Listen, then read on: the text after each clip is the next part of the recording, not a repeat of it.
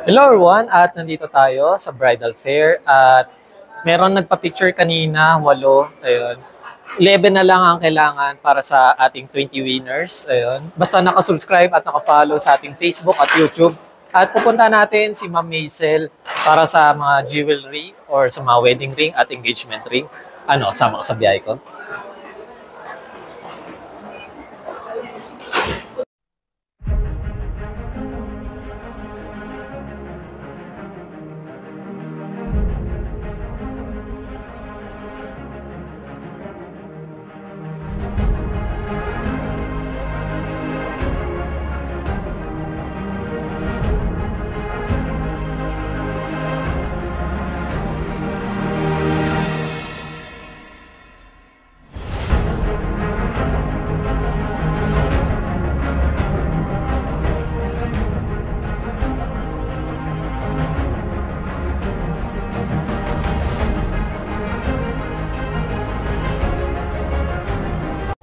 Hello everyone, at nandito tayo sa SM Mega Mall at syempre bridal fair at kasama natin si Ma'am Maisel. Hi, hello. Syempre Ma'am Maisel, ayun. Sa mga ganito po pala mga product nyo is ano po pala yung usual na hinahanap ng customer or ni client? Usually ngayon white gold. Like, Tapos may diamond yung sa bride, sa groom wala. Kasi mga groom ayaw nila na may diamond. ayun nila mga So usually 14K kasi syempre mas mura. Then, ay pala ma'am, sa mga entry level ma'am, sa mga sa engagement lang po muna. Ayun. Magkano po pala yung price range? Price range lowest namin ngayon siguro mga 17,000. 17,000. Fair na po yun or simple? Hindi, ang engagement ring is proposal ring. So one piece lang siya. Oo. So yun, usually ano yun, isang piraso lang. Parang ganito. Ganyan. Ganyan yung design. So, mga 17,000. White gold siya. Para sa first time lang, siyempre, hindi natin alam, kaya nagtanong tayo sa expert. Ayun. Tama. Kapag engagement, isa lang yun ha. Bali pa times to nyo. Actually, yung ibang hindi marunong, nagtatanong sila, ano po yung 17,000? Dalawa na po yun. So, syempre yung mga first timer. Then, syempre, ayun ma'am, kunwari, 17 sa panglalaki or pangbabae or ano po ba siya ma'am? Kasi yung iba thinking is baka mas mahal yun sa pangbabae or mas mahal yun sa panglalaki. Actually, depende sa design. Minsan, may like this one.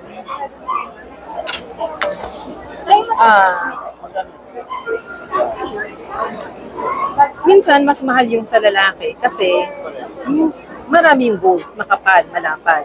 Yung sa babae, mas manipis kasi yung gold. So, syempre, mas mura siya. Oo. Tsaka, depende rin sa diamonds. Kung yung diamonds mas maliliit, mas mura siya. So, it all depends pa rin sa design. Sometimes sa ring size din.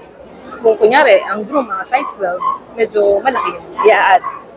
Then, ayun pala ma'am, regarding po pala sa engagement ring is, ano po yung pinakamaliit na size tsaka sa pinakamalaki po? Diamond size o ring size? Sa ring size mo. Ring size, actually resizable naman siya. Minsan may customer naghahanap size 3, size 4. So, sa standard size sa mga display namin, usually 5, 5.5, 6. So, kung smaller, pwede naman namin i-resize. Kung bigger, pwede pa rin. Pwede rin mag-customize. So, yun. Yun yung next natin. Yes, nagko-customize kami. Naunahan ka ta. May gawaan kasi kami. Regarding po pala sa syempre sinabi niyo ma'am is 14, di ba ma'am kanina? Is ano naman po yung pinaka-highest na value or yung Sa wedding ring ba yan? sa engagement? Sa engagement ring. Actually, sa engagement ring, depende talaga sa diamond. As high as 1M, depende sa size ng diamond. Yung iba, mga 1 carat siguro. Depende sa quality, mga 180, 190,000 pataas. Ngayon, may lab grown. Meron din natural diamond, may GIA graded. Lab grown, syempre, mas lower. Then, kapag sa mga wedding ring naman ma'am, ano po yung pinaka-entry level na pwede nyo suggest? Wedding ring, usually, mga siguro worth mga 30,000. 30,000. Mga plain lang yun. Or pair? Pair na yun. Pair na. Pero ano yun, usually plain lang. Kasi sobrang taas ng gold ngayon. And keeps on going up. ano siya, maganda siya pag may extra budget kayo, nag-invest kayo sa gold o kaya sa lupa, ayun yung magtataas yung value. Correct. Tama ka dyan. Wag sa electronics, guys. Then, ayun pala ma'am, regarding pala sa, sa mga stone, sa bato, is ano po yung pinakamaliit hanggang sa pinakamalaki na pwede ilagay sa, ma'am, Sa engagement. Actually ngayon, sa sobrang mahal ng gold and diamond, as low as Arigatou gozaimasu. Thank you so much, Ann, para sa sponsor for this video. At shout out din kay Ate Milaine for sponsoring sa ating ticket sa bridal fair. At pagpatuloy na natin ang video na to. mahal ng gold and diamond, as low as 0.05, naiilagay na yun doon. Oo. Depende kasi sa design. Like, this one, pwede kasing ilagay, nasa na siya. Sorry hindi ako yung nag-display eh. Parang ganito. So, meron siyang design sa side, may gold sa side. So, parang akala mo malaki yung ring size, yung ano niya, yung diamond niya. Pero yung diamond itself is mga 0.05 lang. Oo, nipis nga ma'am. Oo. Ganun talaga ngayon eh. Kasi yung iba, naghahanap ng budgeted lang. Sabi nga nila, budget meal lang, ma'am. Then, ayun pala ma'am, if ever, kunwari, tawag dito ma'am, yung pinapa-size. Ring size. Ring size. Just in case na tumaba or pumayat, ayun ma'am, ang pinakangamba ng iba kasi is, ayun, pag mismong wedding or sa mismong event is hindi magkasya, paano po ang gagawin? Kasi before namin ipa-pick up sa customer, minimake sure namin na kasya sa kanila. So may fitting kasi yan. So minimake sure namin na sakto yun sa kanila. Kaya yun, mag-fitting muna kayo bago kayo mag-aido. Para sure. Para sure. Para Baka sure. Pag hinalaan pa kayo na sa iba nyo ibibigay. Then, pala ma'am, regarding pala sa mga nandito kayo sa event, ano pa pala yung pinakamabenta or pinaka-best seller nyo na design? Engagement pa rin ba tayo? Engagement tsaka sa wedding. Yung pinakita ko kanina, saleable yun sa amin. Okay. Sa wedding ring naman, usually yung may isang diamond, ay parang ganito. Yan. Usually ganyan. It's either white gold or yellow gold. Usually mga babae gusto nila may mga ganyan diamonds. Ang tawag nila dyan is half eternity. Yun. Yan yung mga saleable. So pwede rin white gold, rose gold. May platinum din kami. Ma'am, may nagtanong kasi sa akin, ma'am, na ayun nga, dahil sa jewelry, ma'am. Ano daw po pinataiba ng white gold sa gold, tsaka sa mga other jewelry? Yung color, yung white gold is yung mixture niya kasi.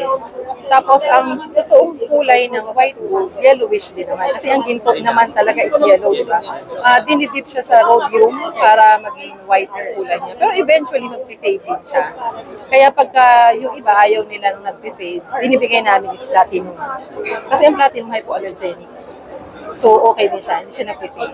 Mas mahal ng konti, pero in the long run, hindi mo na kailangan ipa-clean or ipa-plate ulit. So, nakaka-save ka rin. Oo. Eh, nasagot na naman ni ma'am yung ano. Ano ko pa? Napansin mo ba? Napadaldal. Nakapadali buhay na. Then ma'am, may isa yun. Just in case pala, kunwari, kinasal na sila, ano po nila i-maintain yung ring na maganda, makina, or Kasi meron kaming lifetime cleaning. So, anytime na gusto nila ipa-clean, daan lang sila sa shop, i-clean namin yung ring. Magsha-shine na ulit siya. Para naman magmukha siyang bago and kailangan i-replate. I-re-repolish ulit siya. then usually ma'am, pag repolish or repaint, Replating. is gaano po siya katagal ulit bago mag-fade or Depende. Kung acidic ka, medyo mabilis. Pero usually naman, more than a year, 2 years, yung iba 3 years. syempre ma'am ayun, regarding pala sa mga rings ma'am, may other services pa po ba kayo na binibenta or May mga ibang jewelry pa rin kami. Mga earrings, nagko-customize din kami, nagre-reset din kami. Like yung mga old jewelries ng mga lola, pwede rin namin i-reset. Depende sa design. Then, ayun pala ma'am, if ever na kunwari, may ring sila, pamana ng mga lolo-lola, tapos gusto nilang ipa-remodel or parang i-reshape or... Yes, pwede. Pwede rin. Yes, kasi ako, nagde-design din ako. So, minsan, kung ano yung gusto ng customer, nag-gets ko agad yung sinasabi nila. Kasi, naiintindihan ko yung designing. Then, pala ma'am, if ever pala sa mga ganito ma'am, is, ano siya ma'am, straight cash, pan po ba ma'am, mode of payment? Pwede silang mag-down lang, tapos yung balance, pwede lang i-lay away. Yes. 48. Sige, bigyan mo. May Then, tumatawad. May tumatawad. Mabait si ma'am ayun. Nagbubook na kasi siya. Then, regarding pala sa mga ganito ma'am, is, natatanggap rin po ba kayo ng mga credit card or Yes. mga ano? Pwede. Yeah. Nag-accept din kami. Installment, pwede rin. Sa installment ma'am, ano po yung pinaka-maximum? Baka isipin nila 2 years pwede. Depende. Meron 12 months, may 6 months. So, depende. 3 months, pwede. Pero yung iba, usually ina-avail nila layaway. Kasi yun yung mas mahaba. Usually mga 8 to 10 months din yun. Eh, mga average ma'am na ano, percentage just in case para may idea po sila. Ng percentage na. Kapag sa installment, mga magkano po yun? Ano ibig sabihin? Parang add ma'am. Kasi di ba pag ano, installment, Hindi. Sa amin kasi, kung kunyari, yung SRP is 50,000, so pwede mo siyang 12 months. Pwede kami magbigay siguro mga less 5%, ganyan. Tapos pwede mo 12 months. Pero kung kunyari mga 6 months, mas malaking discount. Pero kung gusto mo i-cash or lay away, so mas malaki pa yung discount. kasi yung So doon lang mag-a-adjust. pamahal kapag mas maano eh. Oo. Hindi siya nagdi-discount. Hindi bumababa. So depende sa discount actually. Then, syempre ma'am, may sale yun. Saan po pala nila kayo makikita mo? Pag yung physical store. Physical store namin is sa Green Hills. Across Green Hills Mall kami actually. So kung alam nila yung Wilson Street, Cardinal Santos Hospital, malapit lang kami doon. So 34 Wilson Street, Green Hills. Across Green Hills Mall. Then, syempre ma'am, bukod po doon, may other branches pa po ba? Wala. Doon talaga yung shop namin kasi doon din yung gawaan. Mostly naman kasi ngayon online eh. Oo. Then, ma'am, may sale yun. Please invite naman po sa ating mga viewers na para sa ako kunwari, may mga kailangan sila. Invite po kayong pumunta sa shop. Marami kayong makikita mga designs. We also do customize. Yung mga ibang hindi nyo makita sa Facebook, meron kaming website, www.maiseljewelry.com. May mga on sale din kami doon. Yun. Tapos, kung gusto nyo magpagawa, send nyo lang sa messenger yung mga gusto nyo ipa-customize. So, kukote namin kayo.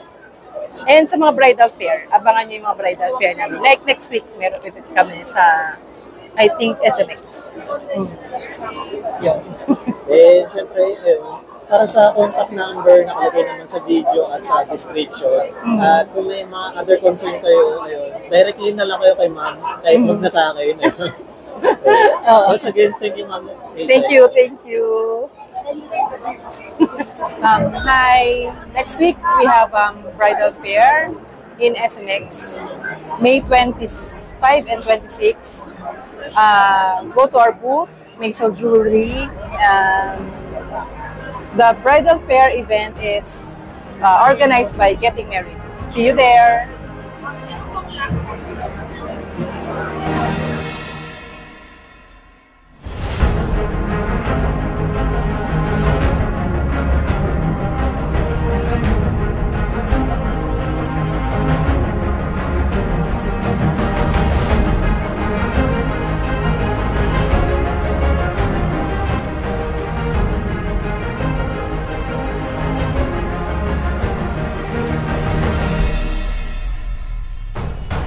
Hello everyone, at nandito tayo sa day 3 ng Bridal Fair. Ayun, kasama